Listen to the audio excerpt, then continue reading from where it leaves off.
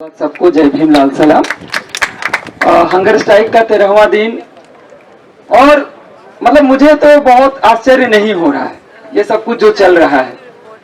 कहानी हूबहू दोहराई जा रही है।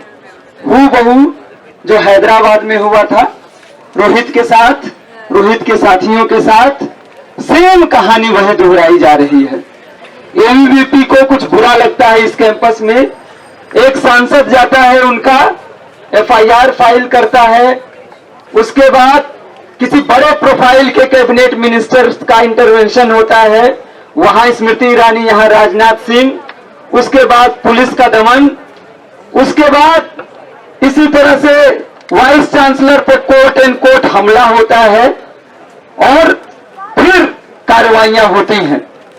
और हम लोग सब लोग जो यहां पर आए हैं, खबरें आ रही है टीवी में, किसी ने बताया कि छात्रों ने पीटने की कोशिश की, किसी ने यह बताया, कंफर्म नहीं है, किसी ने यह बताया कि प्रेस रिलीज एडमिनिस्ट्रेशन की तरफ से जारी हो रहा है कि अंदर court and court Pakistani teacher जो बैठे हुए थे उन्होंने वीसी को थ्रेटन किया, क्योंकि सौरभ शर्मा ने आज एकेडमिक काउंसिल में हमारे टीचर को पाकिस्तानी टीचर बोला, तो कुछ पाकिस्तानी टीचर ने उनको थ्रेटन किया है और इस कारण से वो अपनी जान बचा करके भागे और गलत प्रोफेशन में है वाइस चांसलर।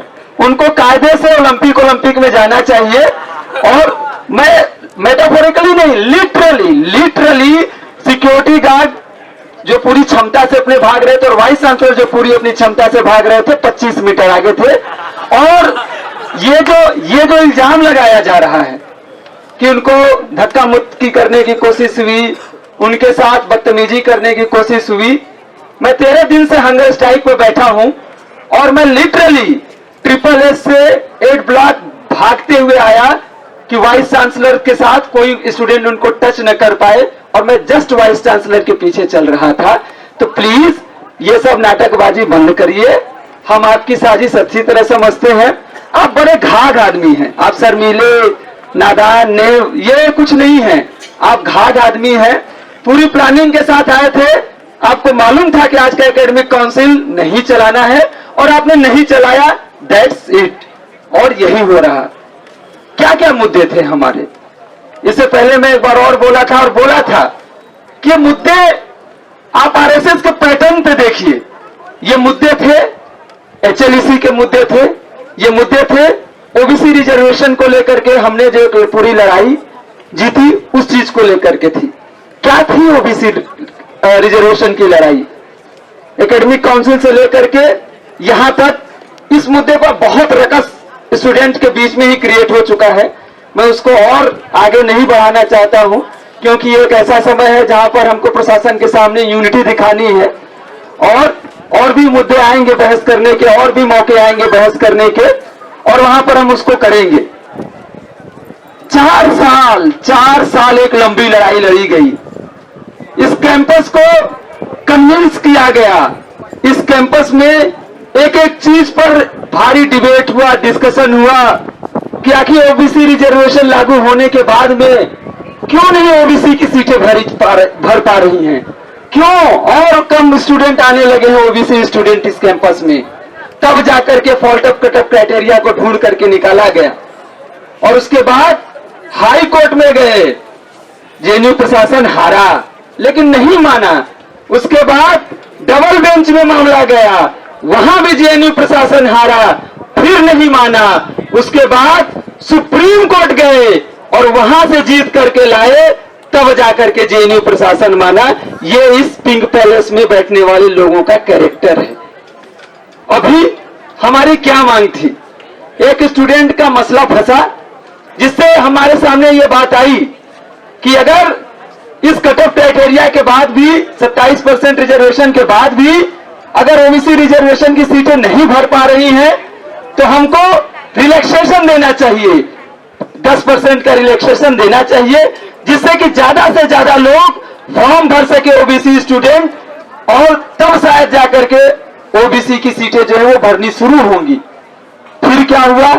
फिर वही मामला, स्टैंडिंग कमेटी ने खारिज किया। जुस्सी साहब थे, टीचर तैयार हो जाते थे मानने को, ये तैयार ही नहीं हो पाते थे।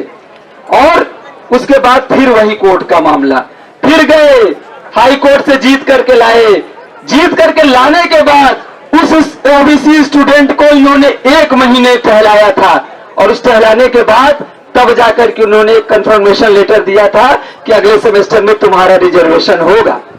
चूंकि कंफर्मेशन लेटर ये दे चुके हैं कि तुम्हारा एडमिशन होगा, तब इन्होंने एक दूसरी टैक्टिस निकाली कि बाद वाला कट ऑफ क्राइटेरिया जो हम 4 साल की लंबी लड़ाई से जीत करके लाए हैं उसको खत्म कर देंगे। बोल रहे हैं कि हम 2 जगह ओबीसी रिजर्वेशन नहीं दे सकते हैं। क्यों भाई? यूजीसी दे सकता है, डीयू दे सकता है, देश के और इंस्टीट्यूशन दे सकते हैं, तो तुम्हारे में सुरखाब के पंख लगे हैं क्या? तुम क्यों नहीं दोगे भाई ओबीसी रिजर्वेशन 2 स्तर पे? और शायद इनको रिजर्वेशन और रिलैक्सेशन का अंतर नहीं मालूम है। और जिस बात से मैंने अपनी बात शुरू कही थी, फिर मैं उसी बात पे आता हूं। ये आरएसएस का एजेंडा है। बिहार के समय, इससे पहले के चुनाव में भी वो बार बार बोल रहा है आरक्षण पे बहस होनी चाहिए। ये ब्राह्मणवादी आरएसएस इस देश से आरक्षण को खत्म करना चाहता है, और इसकी एक वानगी हमने अभी गुजरात में देखी, जब उन्होंने बोला कि इकोनॉमिक आधार पर अब हम जो है वो रिजर्वेशन देने जा रहे हैं। रिजर्वेशन है क्या, शायद इनको मालूम नहीं है। और वाइस चांसलर हमारे आईआईटी बैकग्राउंड से आते हैं। ब्लैक बेल्ट इनको मालूम, आप लोगों को, बहुत लोगों को नहीं मालूम होगा तो जान लीजिए, ये इनको ब्लैक बेल्ट है। जूडो कराटे का ब्लैक बेल्ट इनको है। योगा में ये कुछ बहुत हाई फाई चीज है, और ये इनको शायद ये समझदारी नहीं है या इनको मालूम नहीं है। लेकिन इससे बढ़ करके अगर कोई बात कही जाए तो ये आरएसएस के एजेंडे पे काम कर रहे हैं कि इस देश से आरक्षण को हटाना है, इस देश में गरीबों को गरीब रहने देना है, पिछड़ों को पिछड़े रहने देना है, आदिवासियों को इन कैंपसेस में नहीं आने देना है।